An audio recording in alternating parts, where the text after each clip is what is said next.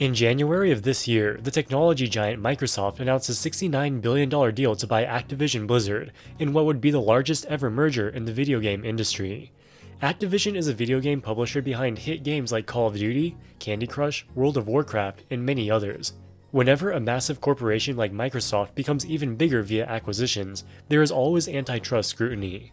While Microsoft may hold a monopolistic position in some of its enterprise software offerings, Xbox, which is owned by Microsoft, is far from a monopoly in video games. PlayStation holds roughly 70% market share in the video game console industry compared to Xbox's 30%. Not only that, but Microsoft committed to continue making Call of Duty and other popular Activision games available on PlayStation and Nintendo consoles for the next 10 years. With these assurances, it seemed that the deal could achieve regulatory approval. In fact, the acquisition looked so likely to close that Warren Buffett's Berkshire Hathaway bought a 9.5% stake in the company, hoping to benefit from the buyout premium. With both Microsoft and Activision being multinational corporations, they needed to get regulatory approval from many different countries. One of those jurisdictions is the United Kingdom. On April 26th, the UK's Competition and Markets Authority blocked the deal, saying that it would be anti-competitive and bad for gamers. Based on the UK's legal system, the chances of successfully appealing this decision are almost zero. Following the announcement, Activision's share price fell to $78, almost 20% less than the $95 per share that Microsoft would have paid for them. But what's perhaps more interesting than the CMA's decision itself is the PR campaign that Microsoft and Activision employed in an effort to get the deal done. A few months before the decision, Activision's CEO Bobby Kotick said the UK was the first country in Europe facing a recession. The government wants to turn the country into the Silicon Valley of Europe, but if they block the deal, they'll instead turn into Death Valley. When the UK blocked the deal, Microsoft's president Brad Smith said the ruling represented the darkest day for Britain in the company's 40-year history in the country, and it is a clear sign that the UK is closed for business.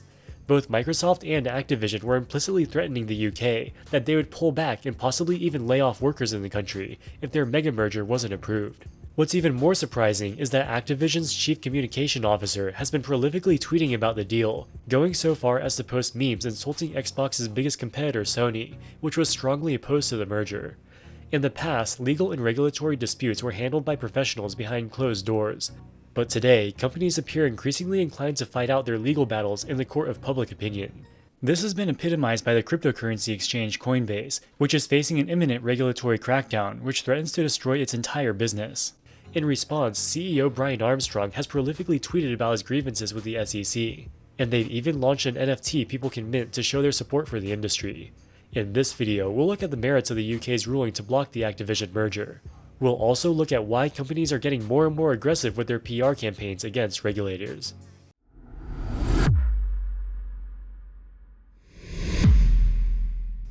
Microsoft already owns a number of gaming studios whose games are in many cases exclusive to Xbox and PCs.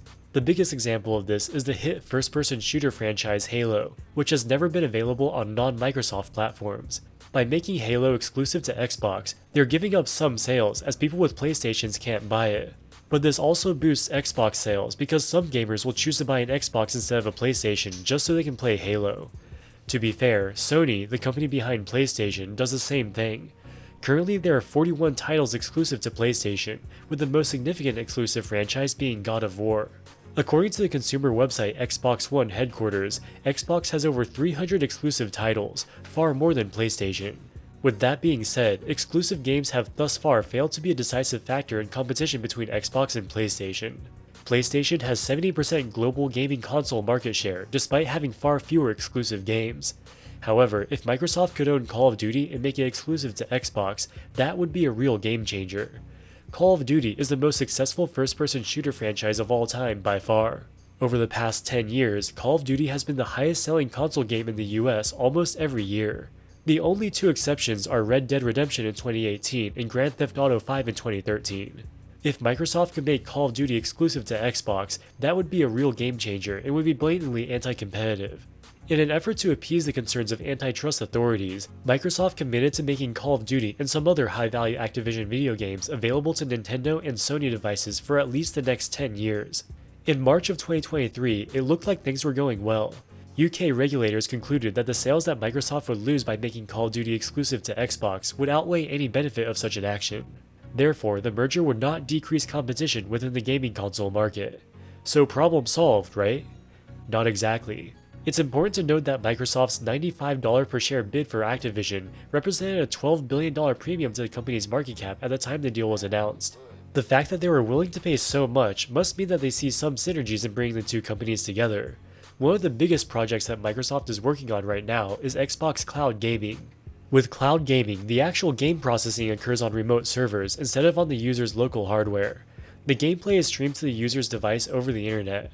While cloud gaming is still in its infancy, it has the potential to revolutionize the video game industry. Currently, to play most AAA video games like Call of Duty or Halo, you have to spend many hundreds of dollars on a console or thousands of dollars on a powerful gaming PC. With cloud gaming, your device needs minimal computing power. So long as you have a strong internet connection, you can play these games on any device. A Chromebook, a Mac, a smartphone, or even some smart TVs at 1080p resolution and 60 frames per second. The reason that Microsoft wanted to buy Activision wasn't to gain a monopolistic position in the console market. It was instead to bolster their game library for their emerging cloud gaming offering, which could eventually be worth tens or even hundreds of billions of dollars.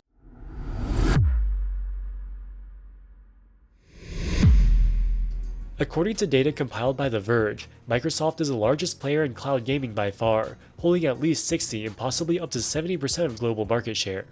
After Google shut down their Stadia cloud gaming offering, there are only 4 major players in this space: Microsoft, Nvidia, Sony, and Amazon. To make a successful cloud gaming offering, you need 2 things: video games and a lot of computing power. Microsoft has a huge advantage because they are the only company in the world that has both of these things at scale. Microsoft is one of the biggest cloud computing companies, with hundreds of data centers around the world serving their enterprise clients. They can leverage their existing cloud infrastructure to power their cloud gaming platform. They already own a large number of game studios and have relationships with third-party publishers. This puts them in a good position to create the technology to support a cloud gaming service and fill it up with an adequate library of games. Amazon and Google both have significant cloud computing capabilities, but neither of them are video game companies.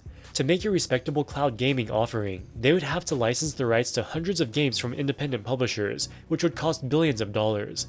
When Google came to this realization, they shut down Stadia. Amazon's Luna cloud gaming service is a niche offering with a small number of mostly kid-focused games. Their lack of AAA titles makes it highly unlikely that they could ever become a dominant player. Nvidia has a similar problem. Their cloud offering, Nvidia GeForce Now, only allows you to play compatible games you already own. Nvidia does not have their own library of games to offer consumers, making their offering far less desirable. Microsoft's cloud gaming platform is currently in beta mode and is available to Xbox Game Pass subscribers, which cost $15 per month. It offers consumers over 300 games, including AAA titles like Halo Infinite. Not only do you not need to buy an expensive gaming PC, you don't even need to buy the games. This creates an extremely compelling value proposition. Last year, PlayStation announced their own cloud service called PlayStation Plus Premium. While they have an impressive catalog of games, it is not as technically sophisticated as Xbox. For example, you can only stream games on a PlayStation console or a PC. It doesn't work on Macs, smartphones, or smart TVs. The advantages that Microsoft has allowed them to secure early dominance in the cloud gaming industry, with an estimated 60 to 70% market share. The main fear was not that they would make Call of Duty exclusive to the Xbox console, but instead that they would fail to make it available to other competing cloud platforms. UK regulators ultimately concluded that Microsoft's commitment to license Call of Duty to competitors for the next 10 years fails to address the monopolistic potential in cloud gaming. Specifically, it did not sufficiently cover different cloud gaming business models, and it would create standardized terms and conditions in which games are available, which may be inadequate to the rapidly evolving cloud gaming market. The point is, even if Microsoft legally commits to supplying Call of Duty to Sony and other competitors, they could still find ways to make it as hard as possible for their competitors to integrate those games into their own cloud services, while technically meeting the terms of the agreement. This could potentially be done by giving subpar technical support, or failing to address compatibility issues between Activision games and rival cloud gaming platforms. It also does not cover potential new cloud gaming services that do not yet exist. In the absence of the merger, Activision has a clear commercial incentive to work with all cloud gaming platforms to get the greatest number of gamers possible playing their games. Given how dominant Microsoft already is in cloud gaming, giving them so much more power risks turning the company into a monopoly, which will eventually have the power to raise prices at the expense of gamers. Also, the benefit to gamers of allowing the merger to go through seems minimal. Microsoft will still be able to license Call of Duty and other games from Activision just like everybody else, and there will be a level playing field amongst all platforms.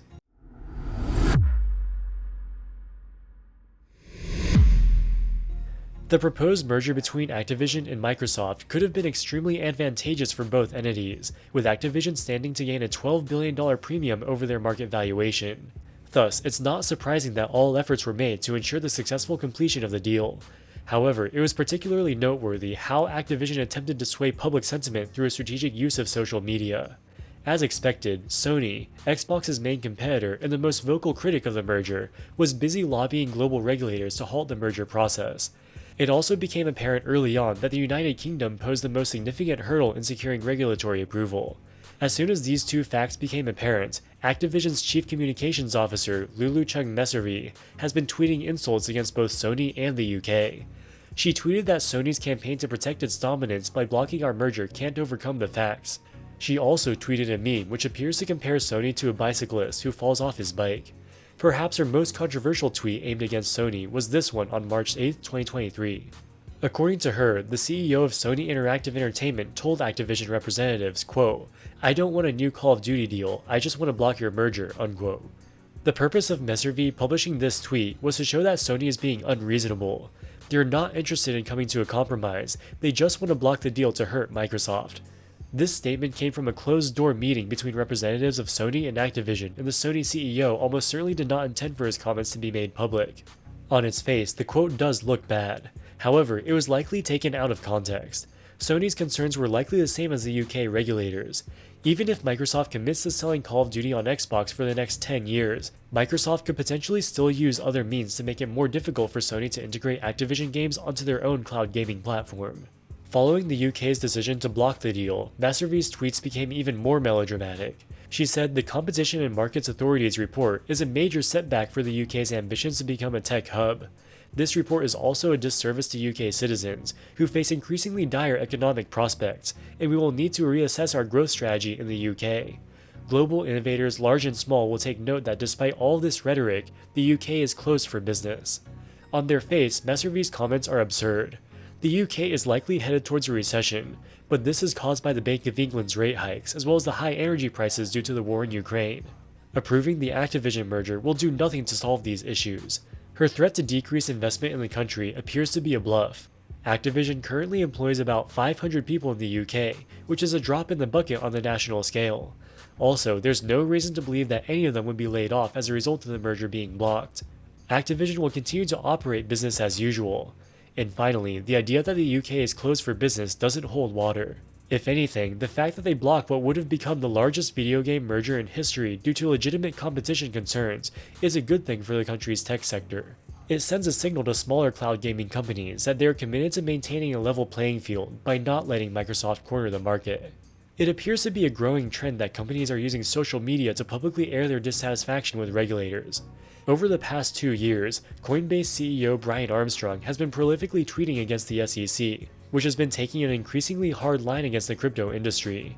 In March of 2023, Coinbase received a so-called Wells notice, which informed Coinbase that the SEC will bring enforcement action against them imminently. In most cases, if a company receives a Wells notice, they would have their lawyers deal with it behind closed doors. Coinbase took a completely different approach. They orchestrated a PR campaign designed to criticize the SEC. They also argued that the unfriendly regulatory framework in the US will cause the country to lose 1 million crypto jobs over the next 7 years. This claim comes from a pro-crypto research firm, which seems oblivious to the current crypto winter. Coinbase even went so far as to create the Stand With Crypto NFT collection to try to drum up public support. The lawyers at the SEC and the UK's Competition Markets Authority don't care about Twitter antics of the companies they're investigating. Legal issues are decided by lawyers and judges in the courtroom, not by public sentiment on Twitter. All of this begs the question, why do companies like Coinbase and Activision engage in these aggressive PR campaigns? With exaggerated and misleading claims about the economic impact of regulators, they are attempting to influence politicians to pass laws favorable to their own business interests. That's why Brian Armstrong goes to Washington, D.C. so often. While I'm not trying to draw an equivalence between Coinbase and FTX, Sam Bankman-Fried also spent copious amounts of time in Washington trying to ingratiate himself to politicians. Unfortunately for Coinbase, there's an old saying in Texas that if you fool me, can't get fooled again. With US lawmakers fresh off the humiliation of being tricked by Sam Bankman-Fried, it is extremely unlikely that they'll come to the rescue of yet another crypto exchange under SEC scrutiny. Similarly, the UK government didn't fall for Activision's PR campaign to try to get their anti-competitive merger through. Alright guys, that wraps it up for this video. What do you think about the failed Activision-Microsoft merger? Do you think it's a good idea for corporations to spar with regulators on Twitter? Let us know in the comments section below. As always, thank you so much for watching and we'll see you in the next one. Wall Street Millennial, signing out.